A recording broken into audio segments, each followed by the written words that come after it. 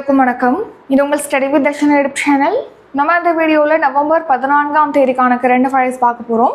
Start பண்ணலாம். First question, இந்தியாவின் முதல் அரசியல் சாசன அருங்காட்சியகம் எங்கு அமைக்கப்பட்டுள்ளது? ஆன்சர் ஹரியானா மாநிலத்தின் சோனிபட்டில் தான் இந்தியாவின் முதல் அரசியல் சாசன அருங்காட்சியகமானது அமைக்கப்பட்டிருக்கு.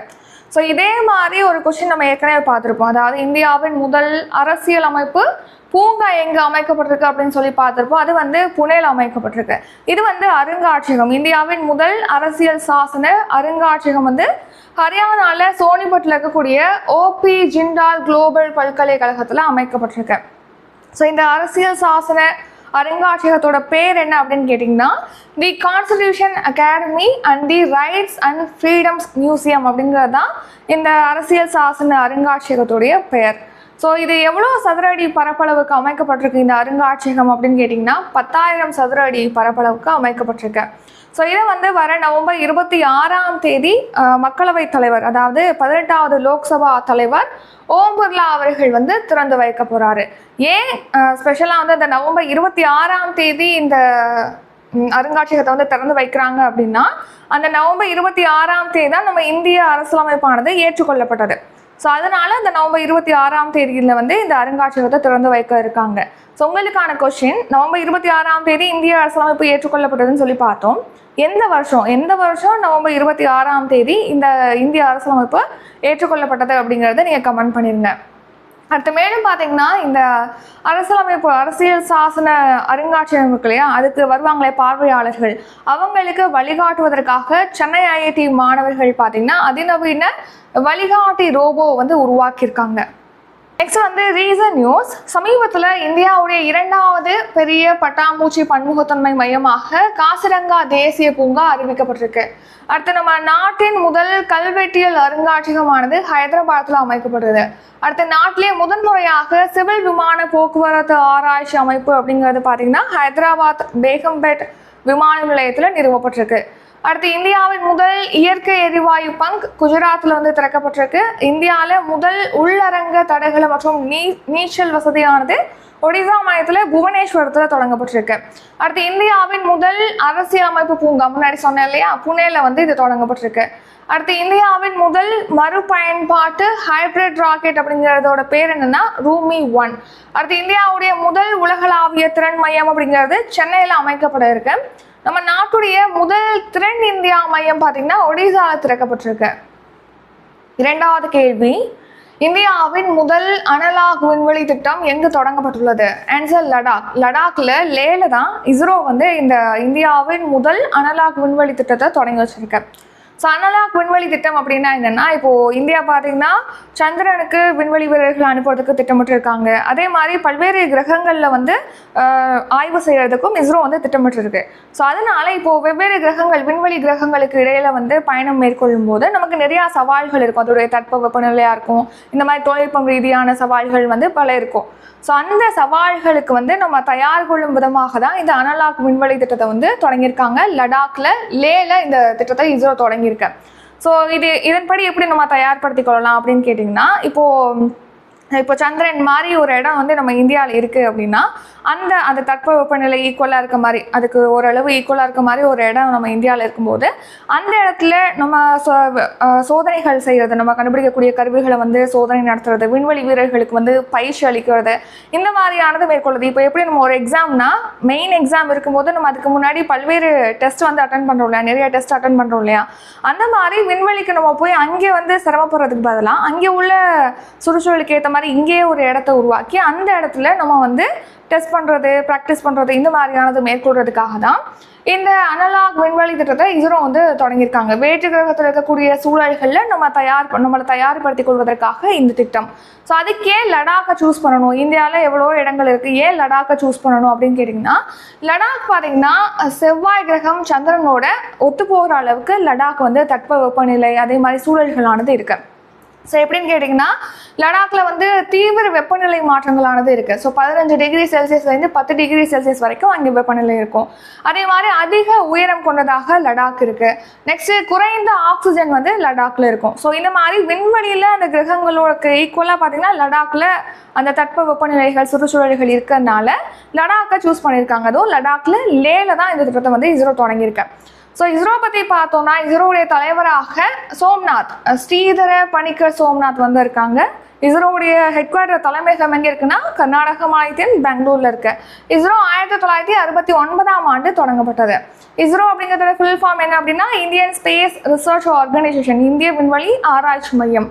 நெக்ஸ்ட் வந்து ரீசன் நியூஸ் பார்க்கலாம். சமீபத்தில் பார்த்தீங்கன்னா உலகிலே உயரமான தொலைநோக்கியானது லடாக்ல நிறுவப்பட்டிருக்கு. அந்த தொலைநோக்கியோட பேர் என்ன அப்படின்னா மேஸ். அடுத்து யூரோப்பா கிளிப்பர் விண்கலமானது ரீசெண்டாக நாசா விண்ணில் செலுத்தினாங்க. அதாவது வியாழனுடைய துணைக்கோளான யூரோப்பா குறித்து ஆய்வு செய்வதற்காக தான் இந்த யூரோப்பா கிளிப்பர் விண்கலமானது விண்ணில் செலுத்தப்பட்டிருக்கு. ஸோ இந்த விண்கலம் பார்த்தீங்கன்னா Falcon heavy black fire rocket மூலமாக விண்ணில் செலுத்தப்பட்டிருக்கு. நெக்ஸ்ட் உலகின் முதல் வணிக ரீதியிலான விண்வெளி மையத்தை அமெரிக்கா வந்து அமைக்கிறாங்க. அமெரிக்காவுடைய வாஸ்ட் ஆய்வு நிறுவனம் அமைக்கிறாங்க. ஸோ அந்த விண்வெளி நிலையத்துக்கு பார்த்தீங்கன்னா ஹேவன் 1 அப்படின்னு சொல்லிட்டு பெயரிட்டிருக்காங்க. அடுத்து தியாங்காங் அப்படிங்கிற பெயரில் தனக்குன்னு சொந்தமான ஒரு விண்வெளி நிலையத்தை சீனா வந்து அமைச்சிருக்கு. நெக்ஸ்ட் மூன்றாவது கேள்வி, சி விஜில் 24 பயிற்சியை டேஷ் நடத்துகிறது. ஆன்சர் கடற்படை. ஸோ இந்திய கடற்படை தான் நாடு தழுவிய இந்த சி விஜில் 24 அப்படிங்கிற பயிற்சியை வந்து நடத்துது. ஸோ எதுக்காக இந்த சி விஜில், அதாவது கடலோர கண்காணிப்பு 24 பயிற்சி, அதுதான் ஷார்ட்டாக வந்து சி விஜில் 24 அப்படின்னு சொல்லிட்டு சொல்கிறோம். ஸோ எதுக்காக அப்படின்னா 2008 நவம்பர் மாதம் பார்த்தீங்கன்னா கடல் வழியாக புகுந்த மும்பையில் புகுந்த பயங்கரவாதிகள் பார்த்தீங்கன்னா அங்கே மும்பையில் தாக்குதல் நடத்தியிருந்தாங்க. ஸோ அந்த பயங்கரவாத தாக்குதல் நிறையா பேர் உயிரிழந்துட்டாங்க. ஸோ இந்த மாதிரி கடல் வழியாக தானே அவங்க வந்திருக்காங்க. ஸோ அப்போ கடலோர பரப்புகள் வந்து பாதுகாப்பை மேம்படுத்துவதற்காக தான் இந்த பயிற்சியை வந்து மேற்கொள்கிறாங்க. இந்த வருஷம் மேற்கொள்ளப்படுவது வந்து 4வது எடிஷன், 4வது கடலோர பாதுகாப்பு பயிற்சி. ஸோ பார்த்தீங்கன்னா இந்த பயிற்சி வந்து நாடு தழுவிய பயிற்சி. அதாவது மீனவர்கள், கடலோர மக்கள், அப்புறம் கடற்படை சார்ந்த வீரர்கள், இவங்க எல்லாருமே பங்கு பெறும் வகையில் தான் இந்த பயிற்சியானது மேற்கொள்ளப்படுது. கடல் வழியாக வரக்கூடிய ஆபத்துகளை எதிர்கொள்வதற்காக, விழிப்புணர்வை ஏற்படுத்துவதற்காக இந்த பயிற்சி சி விஜில் அப்படிங்கிற பயிற்சியானது மேற்கொள்ளப்படுது. நெக்ஸ்ட் வந்து ரீசன் நியூஸ். ஸோ இந்தியாவுக்கும் கஜகஸ்தான் நாட்டுக்கும் இடையே பார்த்தீங்கன்னா காஜெண்ட் அப்படிங்கிற பேரில் வந்து பயிற்சி, கூட்டு ராணுவ பயிற்சி நடத்தப்படுது. இந்த வருஷம் வந்து 8வது பதிப்பு உத்தரகாண்ட் மாநிலத்தின் அவுலியில் நடைபெற்றிருக்கு. அடுத்து மலபார் பயிற்சி. மலபார் பயிற்சி அப்படிங்கிறது குவாட் கூட்டமைப்பு நாடுகளுக்கு இடையிலானது. குவாட் கூட்டமைப்பு அப்படிங்கிறது 4 நாடுகளை கொண்ட கூட்டமைப்பு.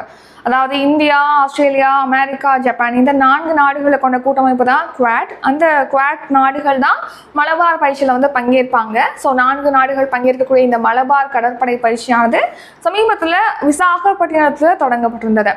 அடுத்து IPSA-MAR அப்படிங்கிறது பார்த்தீங்கன்னா இந்தியா, பிரேசில், தென்னாப்பிரிக்கா, இந்த 3 நாடுகளுக்கு இடையிலான முத்தரப்பு பன்னாட்டு கடல்சார் பயிற்சி. இந்த வருஷம் இந்த IPSA-MAR பயிற்சி 8வது பதிப்பு நடைபெற்றிருக்கு. அடுத்து ஸ்வவ்லாம்பன் சக்தி அப்படிங்கிற பேரில் பார்த்தீங்கன்னா ஒருங்கிணைந்த நவீன போர் பயிற்சி உத்தரப்பிரதேசத்தில் நடத்தப்பட்டிருக்கு. இந்தியா, இந்தோனேஷியா இடையே கருட சக்தி அப்படிங்கிற பேரில் பார்த்தீங்கன்னா கூட்டு ராணுவ பயிற்சி மேற்கொள்ளப்படுது. இந்த வருஷம் நடத்தப்படுவது 9வது பதிப்பு. வஜ்ரபிரகார் அப்படிங்கிற பேரில் இந்தியாவுக்கும் அமெரிக்காவுக்கும் கூட்டு சிறப்பு படை பயிற்சியானது ஒவ்வொரு வருஷமும் நடத்தப்பட்டு வருது. 4வது கேள்வி, பிறக்கும் குழந்தைகளுக்கு ஊட்டச்சத்து குறைபாடுகளை களையும் நோக்குடன் தொடங்கப்பட்ட திட்டம் எது? ஆன்சர் ஊட்டச்சத்தை உறுதி செய் திட்டம். ஸோ பார்த்தீங்கன்னா தமிழ்நாட்டில் வந்து இப்போது குழந்தைகள் இருக்காங்களே, அவங்களுக்கு ஊட்டச்சத்து குறைபாடு இருக்கா அப்படிங்கிறத கண்டறிந்து ஆய்வு செஞ்சு அதை நீக்குவதற்காக தான் இந்த ஊட்டச்சத்தை உறுதி செய் அப்படிங்கிற திட்டம் தமிழ்நாட்டில் செயல்படுத்தப்படுது. இந்த திட்டம் எப்போ தொடங்கப்பட்டதுன்னா 2022ஆம் ஆண்டு தொடங்கப்பட்டது. ஸோ இந்த திட்டம் தொடங்கப்பட்டதன் மூலமாக பார்த்தீங்கன்னா ஊட்டச்சத்து குறைபாட்டில் இருந்து தமிழ்நாட்டில் இருந்த குழந்தைகளில் 77.3% பேர் பார்த்தீங்கன்னா இயல்பு நிலைக்கு திரும்பி இருப்பதாக தெரிவிச்சிருக்காங்க. ஊட்டச்சத்து குறைபாடுலேருந்து அவங்க மீட்கப்பட்டிருக்காங்க அப்படின்னு சொல்லிட்டு தெரிவிச்சிருக்காங்க. இப்போ அதை அடுத்து இந்த ஊட்டச்சத்தை உறுதி செய்ய திட்டத்துடைய 2ஆம் கட்டத்தை முதலமைச்சர் ஸ்டாலின் அவர்கள் வந்து தொடங்கி வைக்க போறாங்க நவம்பர் 15ஆம் தேதி. எங்கே அப்படின்னு கேட்டிங்கன்னா அரியலூர்ல இருக்கக்கூடிய வாரணவாசி குழந்தைகள் மையத்தில் பார்த்தீங்கன்னா 22 கோடி செலவில் இந்த ஊட்டச்சத்தை உறுதி செய்யறதுடைய 2ஆம் கட்டத்தை நவம்பர் 15ஆம் தேதி முதலமைச்சர் ஸ்டாலின் அவர்கள் தொடங்கி வைக்க போறாங்க. ஸோ இதன் மூலமாக பார்த்தீங்கன்னா ஊட்டச்சத்து குறைபாடு இல்லாத தமிழ்நாட்டை உருவாக்குறதுக்கு இலக்கு நிர்ணயிச்சிருக்காங்க. அடுத்த 5வது கேள்வி, BRCIயின் தேசிய விருது சென்னையை சேர்ந்த கீழ்கண்ட எந்த நிறுவனத்திற்கு வழங்கப்பட்டுள்ளது? Answer catalyst PR. Catalyst PR அப்படிங்கிற நிறுவனத்துக்கு தான் BRCIயோடைய தேசிய விருதானது வழங்கப்பட்டிருக்கு. இந்த கேட்டலிஸ்ட் PR அப்படிங்கிறது சென்னையில் செயல்படக்கூடிய நிறுவனம். ஸோ பார்த்தீங்கன்னா ஒரு வருஷம் தேசிய அளவில் மக்கள் தொடர்பு சேவையில் சிறப்பாக செயல்படுறவங்களுக்கு இந்த விருது வழங்கப்பட்டு வருது. இந்த விருதை வந்து public relations council of India, அதாவது ஷார்ட்டாக பார்த்தீங்கன்னா PRCI முன்னாடி ஷார்ட்டாக சொல்லியிருந்தோம் இல்லையா, PRCI சார்பில் வழங்கப்படுது. ஸோ PRCI அப்படிங்கிறது இந்தியாவுடைய முன்னணி மக்கள் தொடர்பு அமைப்பு. ஸோ இந்த வருஷம் பார்த்தீங்கன்னா எண்ம பதிப்பக பிரிவில் வெண்கல பதக்கமானது இந்த கேட்டலிஸ்ட் பப்ளிக் ரிலேஷன்ஸ் நிறுவனத்துக்கு வழங்கப்பட்டிருக்கு. அடுத்த 6வது கேள்வி, அமெரிக்காவின் அரசு செயல்திறன் துறை தலைவராக நியமிக்கப்பட்டவர் யார்? Answer option D, A and B. So பார்த்தீங்கன்னா இந்திய வம்சாவளியை சேர்ந்த விவேக் ராமசாமி மற்றும் SpaceX நிறுவனத்துடைய நிறுவனரான எலான் மஸ்க், இவங்க 2 பேரும் தான் அமெரிக்காவுடைய அரசு செயல்திறன் துறை தலைவராக நியமிக்கப்பட்டிருக்காங்க. அமெரிக்காவில் பார்த்தீங்கன்னா அரசுடைய செயல்திறனை வந்து மேம்படுத்துவதற்காக தான் இவங்க 2 பேரை இப்போ அமெரிக்காவுடைய 47வது அதிபராக வெற்றி பெற்ற டொனால்ட் ட்ரம்ப் வந்து நியமிச்சிருக்காரு. ஸோ இதில் வந்து விவேக் ராமசாமி என்பவர் வந்து இந்திய வம்சாவளியை சேர்ந்தவர். ஸோ இவங்க 2 பேரும் பார்த்தீங்கன்னா அமெரிக்காவில் வந்து வீணாக செலவு செய்யக்கூடிய 6.5 லட்சம் கோடி டாலர் இழப்பை வந்து அவங்க காப்பாற்றுவாங்க அப்படின்னு சொல்லிட்டு தெரிவிச்சிருக்காங்க. இழப்பு ஏற்படாமல் அவங்க தவிர்ப்பாங்க அப்படின்னு சொல்லிட்டு தெரிவிச்சிருக்காங்க. நெக்ஸ்ட் எலான் மஸ்க் பற்றி பார்த்தோம் அப்படின்னா இவர் தான் விண்வெளி நிறுவனமான SpaceX நிறுவனத்துடைய நிறுவனர். அதே மாதிரி அதிநவீன வாகன தயாரிப்பு நிறுவனமான டெஸ்லாவுடைய நிறுவனரும் இவர் தான். அதே மாதிரி எக்ஸ் முன்னாடி ட்விட்டராக இருந்துச்சு, அதுக்கப்புறமா எலான் மஸ்க் அதோட உரிமையாளராக மாறினதுக்கு அப்புறமா ட்விட்டரை வந்து எக்ஸ்ன்னு சொல்லிட்டு பெயர் மாற்றம் செஞ்சிருப்பாரு. அந்த முன்னணி சமூக ஊடகமான எக்ஸோடைய நிறுவனரும் இந்த எலான் மஸ்க் தான். நெக்ஸ்ட் விவேக் ராமசாமி என்பவர் வந்து இந்திய வம்சாவளின்னு பார்த்தோம் இல்லையா, இவர் வந்து தமிழகம் கேரளாவை பூர்வீகமாக கொண்டவர். அடுத்து பார்த்தீங்கன்னா அமெரிக்காவில் வந்து அதிபர் டொனால்ட் ட்ரம்ப், தேர்தலில் வெற்றி பெற்ற டொனால்ட் ட்ரம்ப் பார்த்தீங்கன்னா பாதுகாப்பு அமைச்சராக முன்னாள் இராணுவ அதிகாரி மற்றும் ஃபாக்ஸ் நியூஸ் தொலைக்காட்சியுடைய நெறியாளருமான பீட் ஹெக்ஸேத் என்பவரை வந்து நியமிச்சிருக்காங்க பாதுகாப்பு அமைச்சராக, அமெரிக்காவுடைய பாதுகாப்பு அமைச்சராக. நம்ம ரீசெண்டாக பார்த்துருப்போம், ஐநாவுக்கான அமெரிக்க தூதராக பார்த்தீங்கன்னா நியூயார்க் 21வது மாவட்ட நாடாளுமன்ற உறுப்பினராக இருக்கக்கூடிய எலிஸ் ஸ்டெஃபானிக் வந்து நியமிக்கப்பட்டிருக்காங்க. 7வது கேள்வி, எத்தனை பெண் காவலர்களை உள்ளடக்கிய நாட்டின் முதல் அனைத்து மகளிர் படைப்பிரிவு உருவாக்கப்படுகிறது?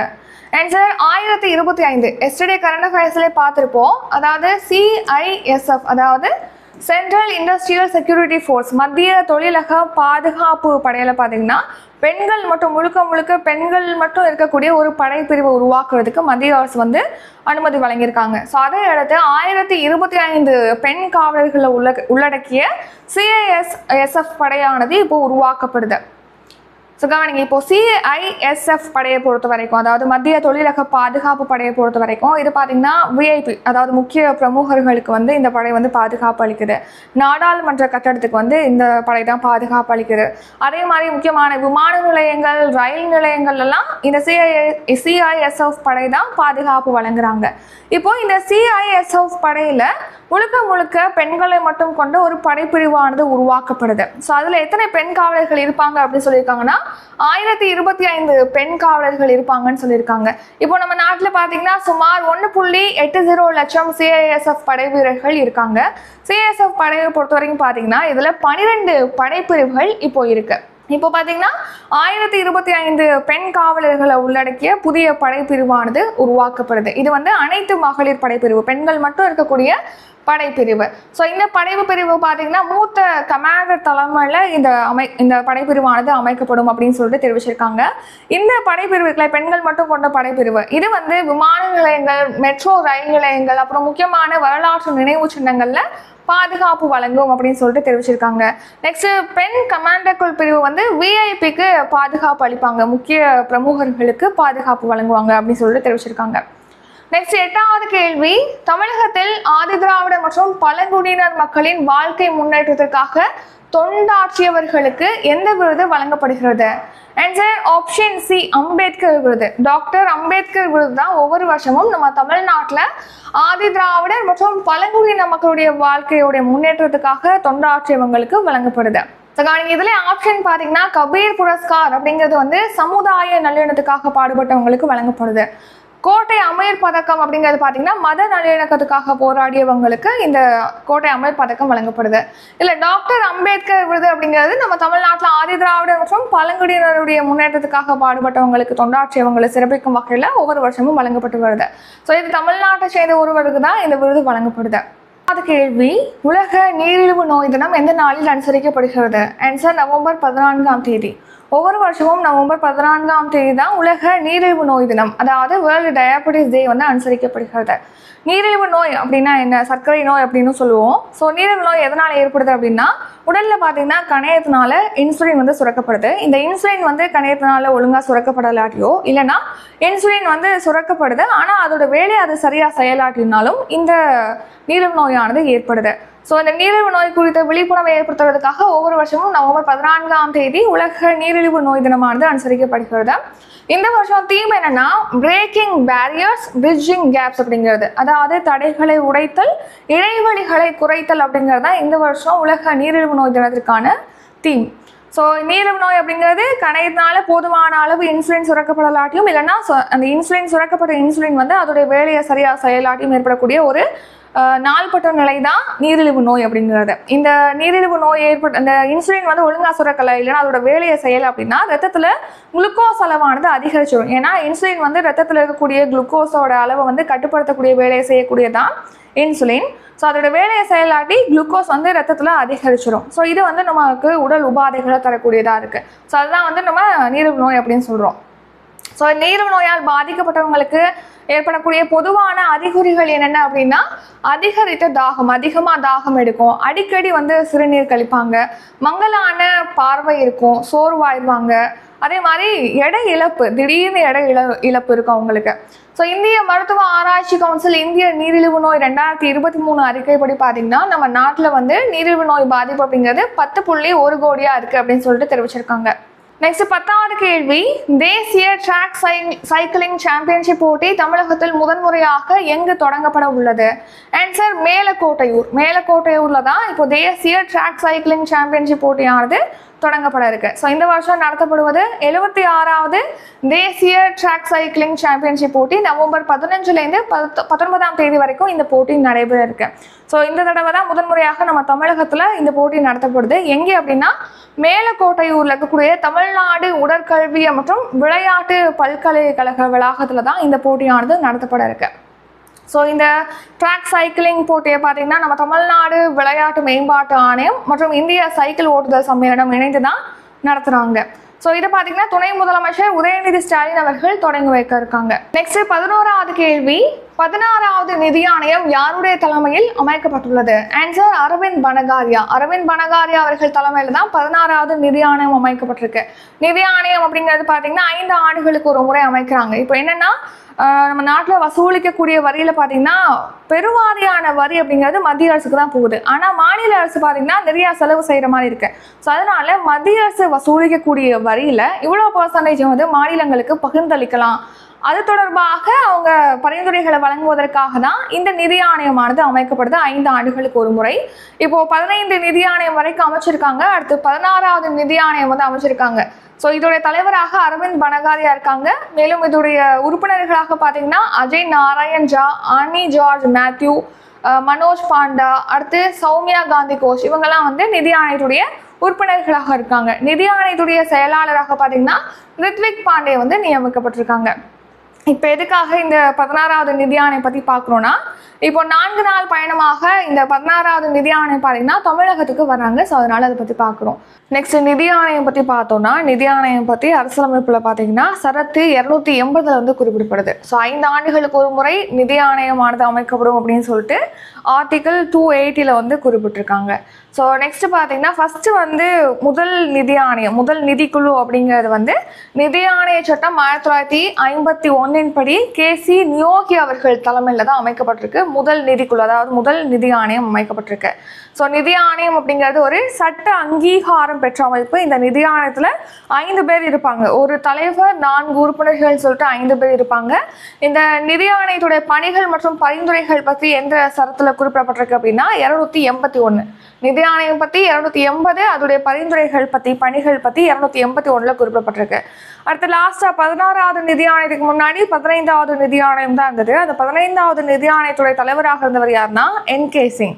ஸோ இந்த 15வது நிதி ஆணையம் அப்படிங்கிறது 2017ஆம் ஆண்டு அமைக்கப்பட்டது. ஸோ 2017ஆம் ஆண்டு அமைக்கப்பட்ட இந்த 15வது நிதி ஆணையம் வழங்கிய பரிந்துரைகள் அப்படிங்கிறது பார்த்தீங்கன்னா எவ்வளோ வருஷத்துக்கு செயல்பாட்டு காலம், அந்த பரிந்துரைகள் வந்து எத்தனை வருஷத்துக்கு செயல்படுத்துவாங்க அப்படின்னா 2020 to 2025ஆம் ஆண்டு வரைக்கும் இந்த 15வது நிதி ஆணையத்துடைய பரிந்துரைகளானது செயல்படுத்தப்படும்.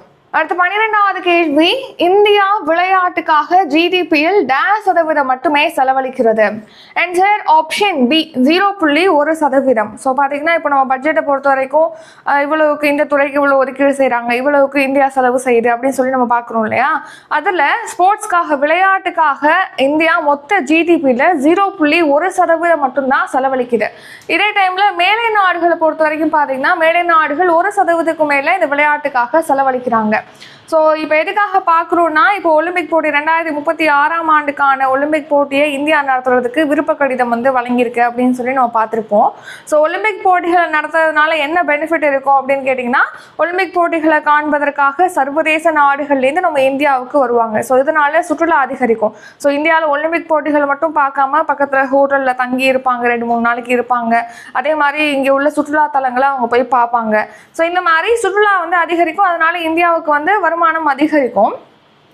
ஆனால் இன்னொரு நெகட்டிவ் இருக்குது, பாதகம் என்ன அப்படின்னு கேட்டிங்கன்னா, இப்போது அதுக்கான கட்டமைப்பு வேணும். ஒலிம்பிக் போட்டியை நடத்துறதுக்கு ரொம்ப செலவாகும், அதுக்கான கட்டமைப்புகள் வந்து நம்ம நாட்டில் இருக்கணும். ஸோ 2036ஆம் ஆண்டு வந்து நடத்த போகிறாங்கன்னா அதுக்கு முன்னாடி உள்கட்டமைப்புகளை மேம்படுத்த வேண்டிய ஒரு அவசியம் இருக்கும். ஸோ அது ஒரு பாதகமான விஷயமா இருக்குது.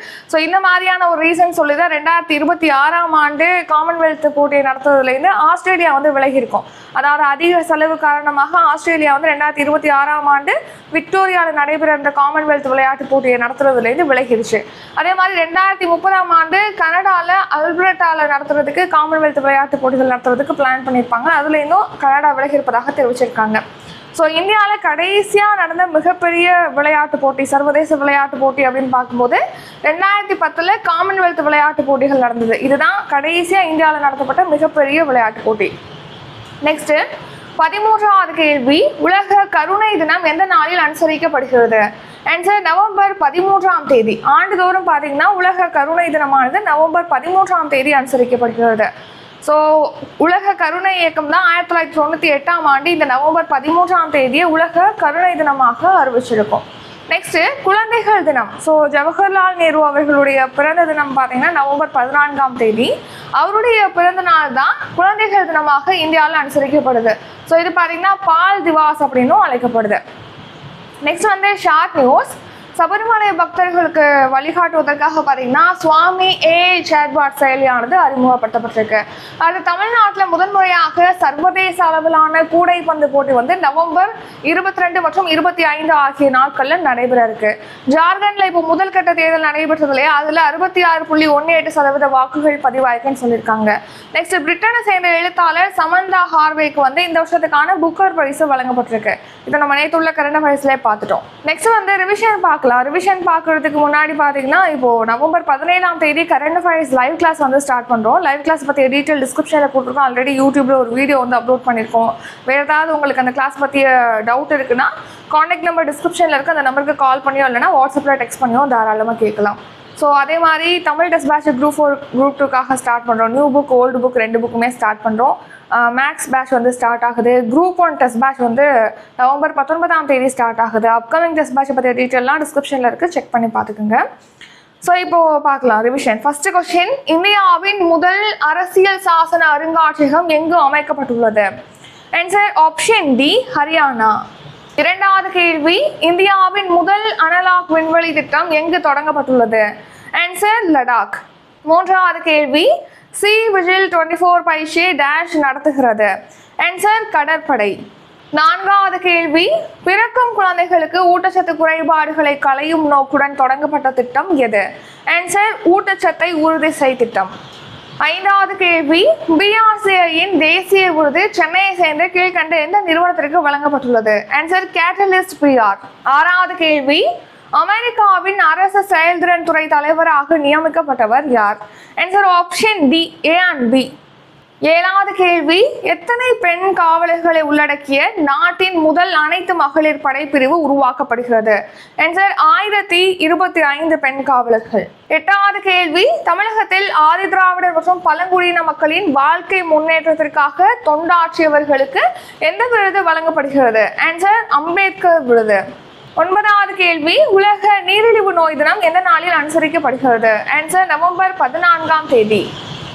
பத்தாவது கேள்வி, தேசிய ட்ராக் சைக்கிளிங் சாம்பியன்ஷிப் போட்டி தமிழகத்தில் முதன்முறையாக எங்கு தொடங்கப்பட உள்ளது? ஆன்சர் மேலக்கோட்டையூர். 11வது கேள்வி, 16வது நிதி ஆணையம் யாருடைய தலைமையில் அமைக்கப்பட்டுள்ளது? ஆன்சர் அரவிந்த் பனகாரியா. 12வது கேள்வி, இந்தியா விளையாட்டுக்காக ஜிடிபியில் -% மட்டுமே செலவழிக்கிறது? ஆன்சர் 0.1%. 13வது கேள்வி, உலக கருணை தினம் எந்த நாளில் அனுசரிக்கப்படுகிறது? ஆன்சர் நவம்பர் 13ஆம் தேதி. இத்துடன் இன்றைக்கான கரண்ட் அஃபேர்ஸ் வீடியோ நிறைவடைகிறது. இந்த வீடியோ உங்களுக்கு பிடிச்சிருந்தா லைக் பண்ணுங்க, ஷேர் பண்ணுங்க. நம்ம சேனலை நீங்கள் இன்னும் சப்ஸ்கிரைப் பண்ணலன்னா மறக்காம சப்ஸ்கிரைப் பண்ணிக்கோங்க. நன்றி, வணக்கம்.